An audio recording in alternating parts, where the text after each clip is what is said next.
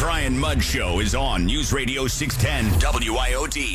Got a lot of things that are coming together as, you're taking a look at, okay, well, we are having a really hard time moving vaccinations beyond where they currently are. It's pretty clear that President Biden's goal of 70% by Independence Day, that's not happening. Florida, and we're going to get the weekly report here in just a little while, but last week we were at 55% of those 12 and older that had obtained a vaccination. And the question is, in many cases, what it is enticing people to go for a vaccine at this point if they hadn't.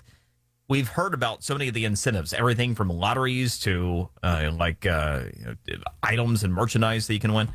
There was even it was I think in Seattle, might have been the whole state of Washington. They did like pot for shots or something. Anyway. Todd Furniss, healthcare expert and the author of the 60% Solution, Rethinking Healthcare, here joining us. And Todd, first, your thought about the incentives that have been offered up. Do you think that's a good idea generally to try something like that? Well, I think first of all, thanks for having me on. I appreciate it, and it's nice to talk to your guests and residents down in South Florida. I think the first thing is the question: should we be?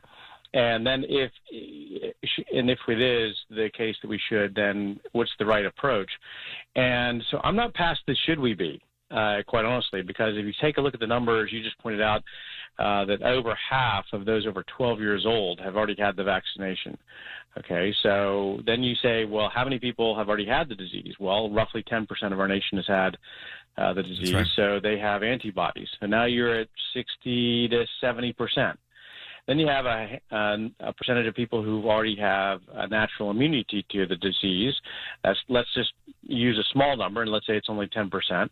Now you're kind of 70 to 80%. And then there are questions that are quite legitimate about why, the risk-reward profile for having kids under 12 get the vaccine.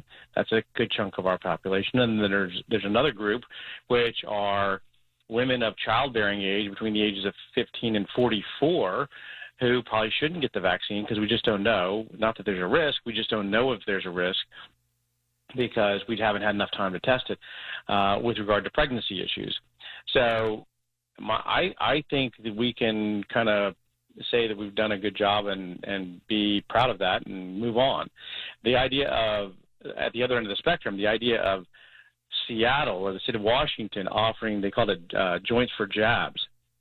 That's what it was. It is just astonishing to me. I mean, you've got a disease that manifests in your lungs, the cardiopulmonary system, and they're going to encourage you to smoke a joint, which deteriorates your cardiopulmonary system. So they're actually advocating that you make yourself more vulnerable by having a joint because it pipes hot air into the lung tissue, which is only bad for you.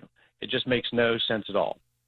Well, it makes about as much sense as other decisions they make there, like, for example, defunding police and allowing anarchists to pretty much rule whole territories and run businesses out of cities. So I wouldn't expect more reasonable decisions from unreasonable people. You brought up a lot of good points and just kind of color in some of the details. So as of last Friday's report in Broward, we were at 62% vaccination for those 12 and older. Miami-Dade, and this was so impressive, I thought, just in terms of the success of the effort in Dade, because here you have our largest county, and the rate was actually 11% above Florida's average.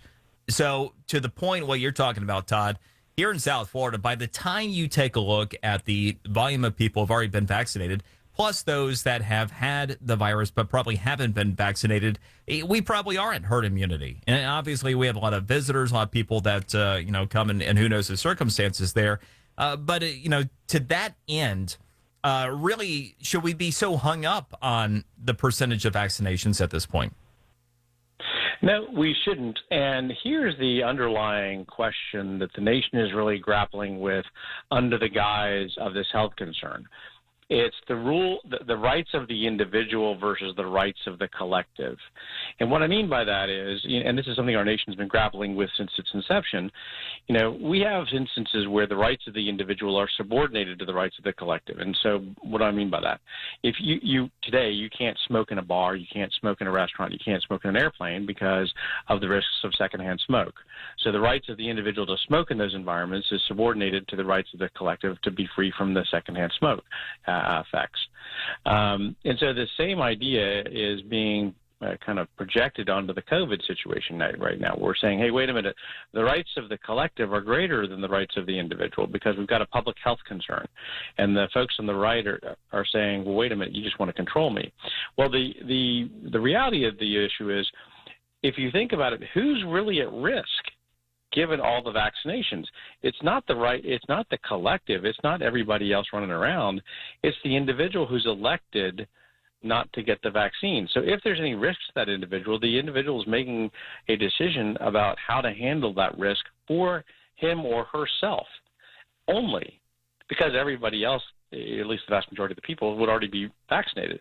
So why are we bending over backwards to say, no, you don't have that right to make that decision because you might spread a disease to some small percentage of the population who theoretically haven't gotten the vaccine and who don't have a natural immunity and who haven't had the disease yet and don't have any other medical issues. I mean, it's the percentage of risk here is so infinitesimally small that it strains credulity at this point.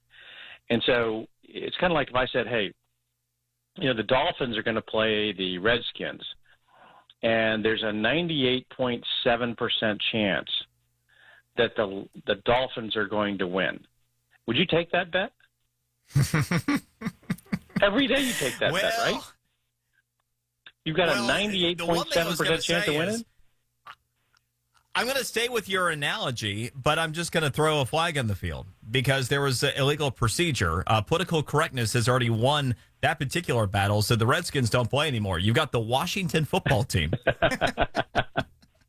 Well, I grew up in Virginia, so they'll always be the Redskins for me. I'm picking up what you're putting down, and I appreciate the time and the information. Thank you very much for sharing it with us.